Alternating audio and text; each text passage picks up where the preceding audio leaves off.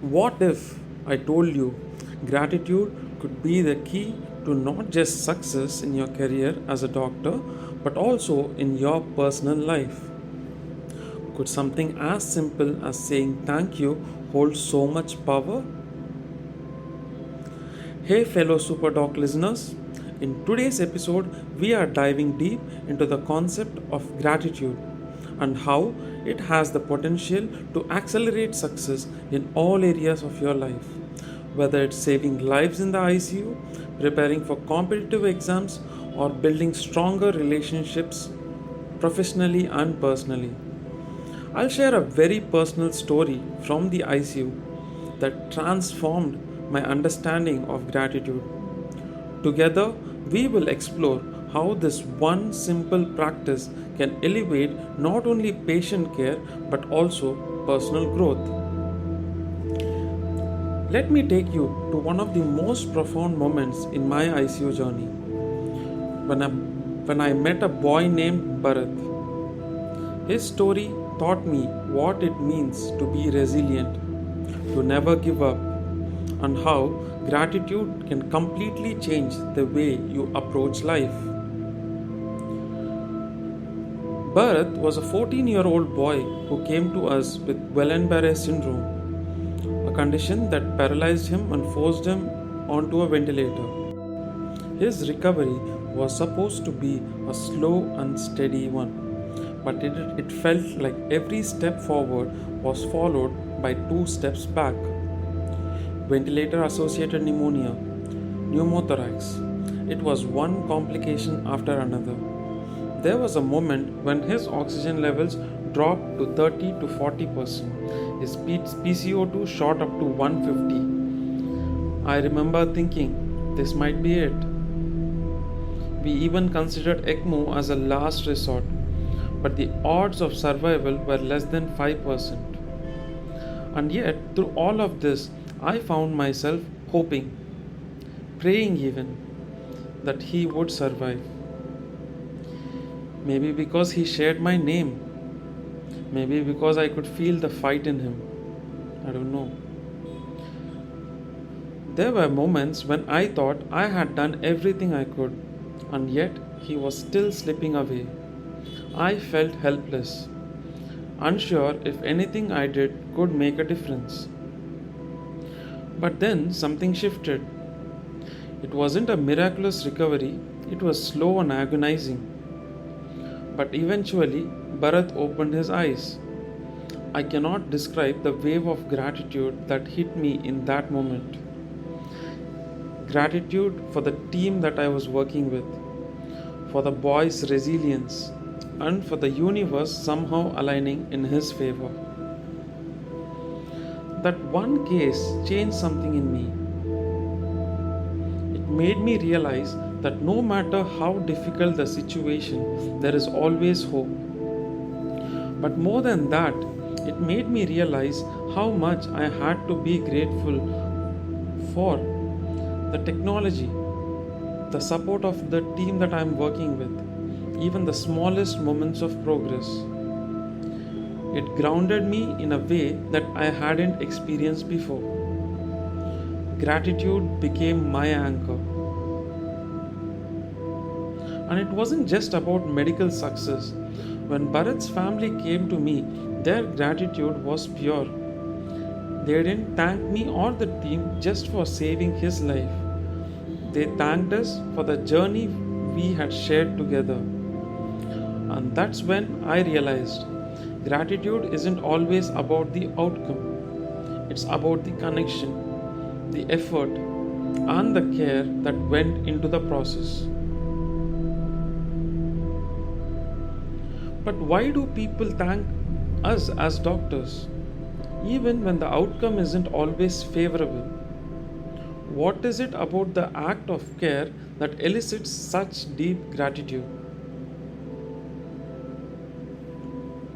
Sometimes it's about saving a life, but more often it's about the moments we spend with them, the reassurance, the guidance, the explanations during their darkest hours. It's not always about medicine, it's about being there, offering them a sense of security and hope when everything else feels out of control. Personally, receiving gratitude from patients and their families has grounded me in ways nothing else can. It's not about the praise, it's the realization that despite all the variables we can't control, the effort we put in matters deeply to those we serve. Gratitude from a family who knows their loved ones might not survive but thanks you for fighting until the end. That's humbling. It reminds me that we as doctors are part of something much bigger than ourselves. Think about a time in your life when someone thanked you, not because of the outcome, but because of the care and effort you gave. How did it make you feel? Did it ground you? Did it remind you why you chose this path in the first place? Gratitude has become my grounding force. Whether it's family's thanks, the patient's smile, or even my own reflection of how fortunate for having the tools and knowledge to help others. It's what keeps me centered amidst the chaos of the ICU. For a long time, I took things for granted. The equipment, the support system, the knowledge, it was all just a part of my job. But now I consciously practice gratitude for every resource, every moment of clarity, and every small victory. And it has made a world of difference in how I approach my work and my life. I want you to take a moment to reflect. What are the things in your life that you have taken for granted? What would change if you actively started showing gratitude for them? Your family, your career, your health, even the small wins you have had all along the way. How would it shift your energy and your approach to life? Gratitude isn't just an emotion, it's a practice. Unlike any skill, it grows stronger the more you use it. Start by keeping a gratitude journal. Every day, write down 3 things you are grateful for, whether it's a patient's progress, a lesson you learned, or any personal achievement you had. Over time, you will notice a shift in how you view the challenges and victories in your life. Gratitude also has this amazing ability to shift your focus. When you are grateful, your energy is elevated. You are not stuck in the problems, you are looking for solutions. I found that being in a state of gratitude helped me push through the most difficult cases and also gave me the clarity to handle personal challenges more effectively. So today I challenge you to practice gratitude in your life. Reflect on how receiving gratitude makes you feel. Take note of the moments where you felt truly connected and appreciated.